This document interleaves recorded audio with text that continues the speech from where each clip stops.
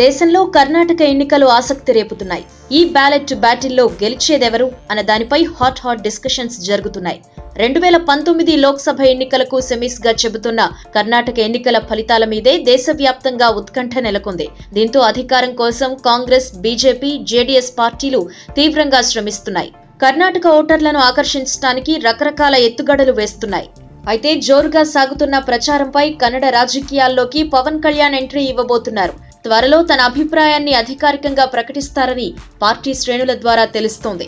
దక్షిణ కర్ణాటకలోని చిక్బల్లాపూర్, బెంగళూరు సిటీలోని కొన్ని నియోజకవర్గాల్లో ఎక్కువ మంది ఇండిపెండెంట్లు పోటీలో ఉన్నారు. ఈ ప్రాంతాల్లో తెలుగువారు అధికంగా ఉన్నారు. పవన్ కళ్యాణ్ కు కర్ణాటకలో మంచి ఫ్యాన్ ఫాలోయింగ్ ఉంది. మరోవైపు జేడీఎస్ తరపున ప్రచారం చేయాల్సిందిగా పవన్ ను ఆ పార్టీ అధ్యక్షుడు కుమారస్వామి ఇప్పటికే సంప్రదించారు కూడా. పవన్ కళ్యాణ్ కు కుమారస్వామితో సన్నిహిత సంబంధం ఉంది. ఆయన కుమారుడు నటించిన జాగ్వార్ సినిమా ఆడియో ఫంక్షన్ కు సైతం పవన్ ముఖ్య అతిథిగా హాజరయ్యారు. అయితే ఎన్నికల తర్వాత జేడీఎస్, బీజేపీతో పొత్తు పెట్టుకునే అవకాశం ఉందనే వార్తలు వస్తున్నాయి. ఒకవేళ జేడీఎస్ తరపున పవన్ ప్రచారం చేస్తే బీజేపీకి చేసినట్లే అవుతుందన్న ఆలోచనలో పవన్ ఉన్నట్లు తెలుస్తోంది. జేడీఎస్, బీజేపీ మైత్రిపై స్పష్టత వస్తే పవన్ కర్ణాటక ప్రచారంపై స్పష్టత రానుంది. మరోవైపు కాంగ్రెస్ పార్టీ కూడా ఎన్నికల ప్రచారానికి సినీ గ్లామర్ ను తీసుకురావాలని నిర్ణయించింది. ఈ నేపథ్యంలో కర్ణాటకలో బిగ్ ఫ్యాన్ ఫాలోయింగ్ ఉన్న చిరంజీవిని రంగంలోకి దింపుతోంది.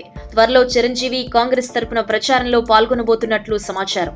తెలుగు ఓటర్లు అధికంగా ఉన్న ప్రాంతాలతో పాటు కాంగ్రెస్ పార్టీ బలహీనంగా ఉన్న చోట్ల చిరంజీవి ప్రచారం నిర్వహించనున్నారు. ఎన్నికలకు మరో 4 రోజులకు పైగా సమయం ఉన్న నేపథ్యంలో బీజేపీ కూడా పలువురు సినీ స్టార్స్ ను ఎన్నికల ప్రచారంలోకి దింపనుంది.